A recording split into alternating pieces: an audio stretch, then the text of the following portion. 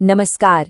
चलिए आज बात करते हैं झारखंड की राजनीति के एक ऐसे दिग्गज की जिन्होंने अपनी एक अलग ही पहचान बनाई है। जी हाँ, हम बात कर रहे हैं हेमंत सोरेन की।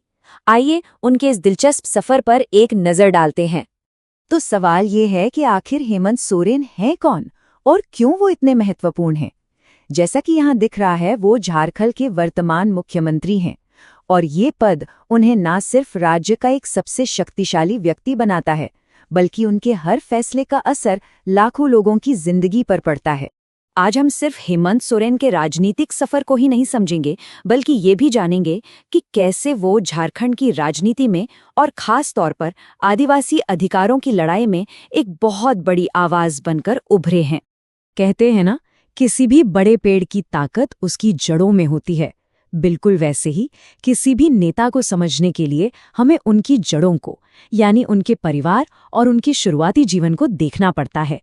तो चलिए हेमंत सोरेन की कहानी की शुरुआत यहीं से करते हैं। तो देखिए, हेमंत सोरेन का जन्म हुआ 10 अगस्त 1975 को एक आदिवासी परिवार में, और राजनीति तो समझिए उन्हें विरासत में ही मिली थी। उनके पिता शिबू सोरेन झारखंड मुक्ति मोर्चा यानी जेएमएम के संस्थापक और खुद एक बहुत बड़े नेता थे। और ये जो परिवार है ना, यहाँ राजनीति सिर्फ एक पेशा नहीं बल्कि एक तरह से परंपरा है। उनके पिता तो थे ही, उनके भाई बसंत सोरेन भी राजनीति में सक्रिय हैं।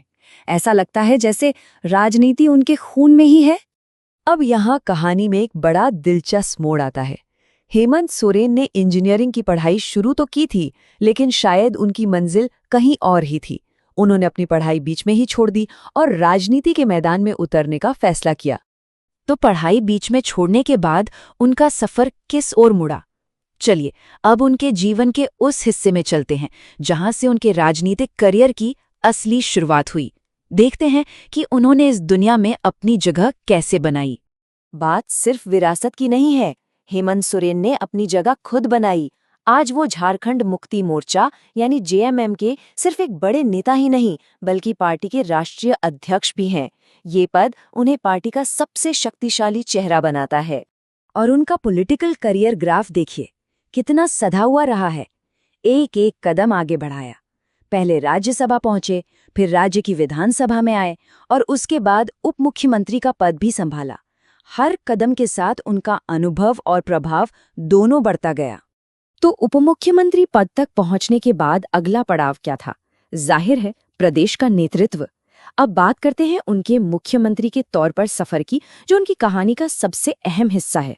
और ये चीज दिखाती है कि वो आसानी से हार मानने वालों में से नहीं हैं।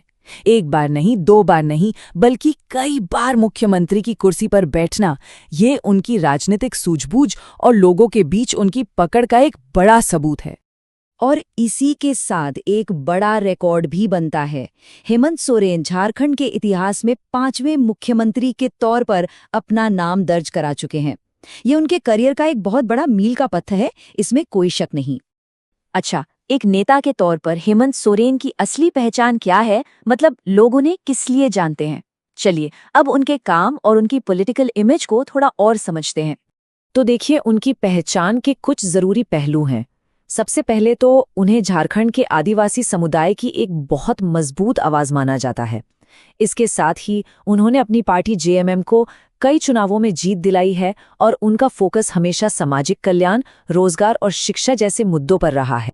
तो कुल मिलाकर देखें तो हेमंत सोरेन का पूरा राजनीतिक जीवन दो ध्रुवों के आसपास घूमता है। एक तरफ झारखंड का विकास और दूसरी तरफ आदिवासियों के हक की लड़ाई। और उनके लिए ये दोनों चीजें एक दूसरे से गहराई से जुड़ी हुई हैं। तो अब सवाल ये उठता है कि इतने अनुभव के साथ हेमंत सोरेन झारखंड के भविष्य को आगे किस दिशा में ले जाएंगे? उनकी कहानी अभी पूरी नहीं हुई है और ये देखना वाकई दिलचस्प होगा कि इस सफर का अगला अध्याय क्या होता है।